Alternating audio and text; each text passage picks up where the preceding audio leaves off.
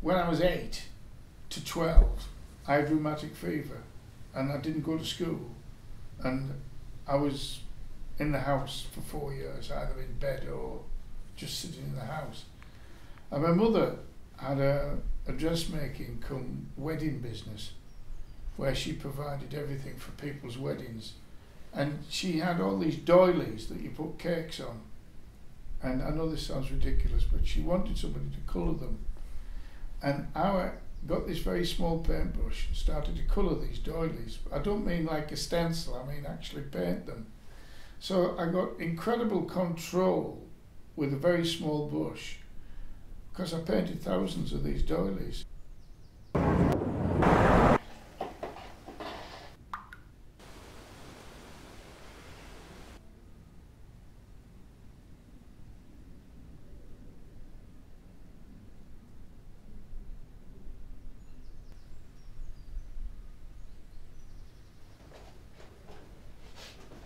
Yeah, I tend to paint in batches.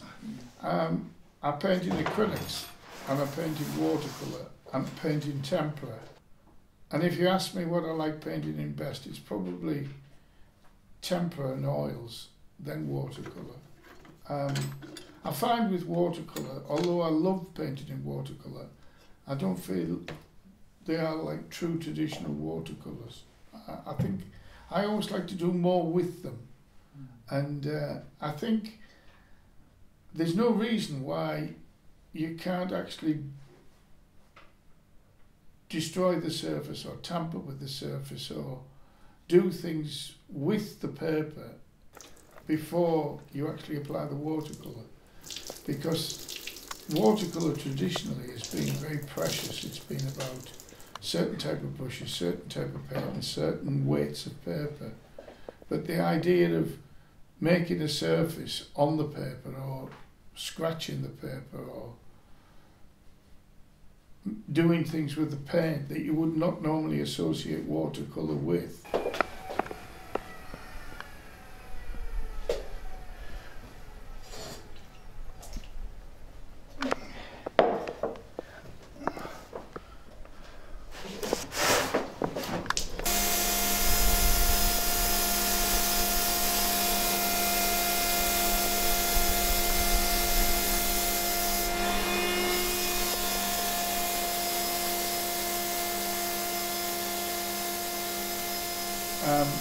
As well as, while I was at art college, an aunt and uncle took a hotel in Pembrokeshire.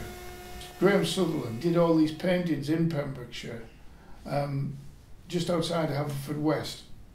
And there's an estuary called Slebich Estuary, and the museum was down there with a collection of paintings, so you could go and see them. But you could also go and walk where he walked and painted. So when I came to write my thesis for NDD, I wrote it about Sutherland because he'd been up to that point the biggest influence on my work, because it was beginning to get a bit of an abstract quality about it. It wasn't just straight landscape.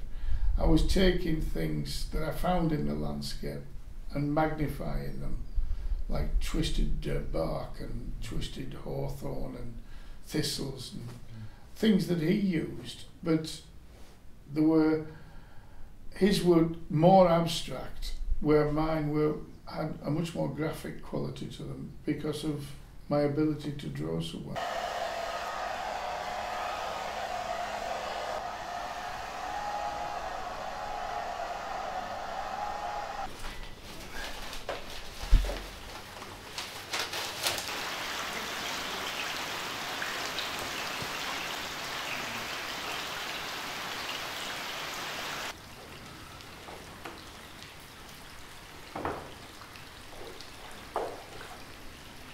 Well, there's another thing that happens, which is an accident, and I don't know how it happens, but I have this funny view of perspective when it comes to paintings, and I tend to paint landscape. I don't know whether it's because I'm a small chap, but I paint them from like a very great height, as though I'm looking down from a tremendous height onto landscape. And I think that comes from being small, looking at a little object, and I want to get like a panoramic view of landscape and like a different perspective. And it doesn't bother me that if the perspective isn't right in the paintings, so that you sometimes get 2 or 3 different perspectives going on in one painting, or 2 different views. At certain times of the year, I like to work plein air, outside, in the landscape, and that enables me to sort of loosen up. I think when you're in the studio and you've got a set of images, either drawings or photographs, you tend to become a bit tighter with the work, whereas when you go outside, you know, you can associate it with it much quicker. But I think it's another reason why we've never actually bought a house anywhere in Europe, because you're only limited to the number of paintings within the area if you're dealing with landscape. And I find it much better to travel and go to different houses to work and different places, because there's a different range of images. And here is wonderful because there's sea and landscape, and I haven't really done the sea thing justice yet, but that's the next thing, I think.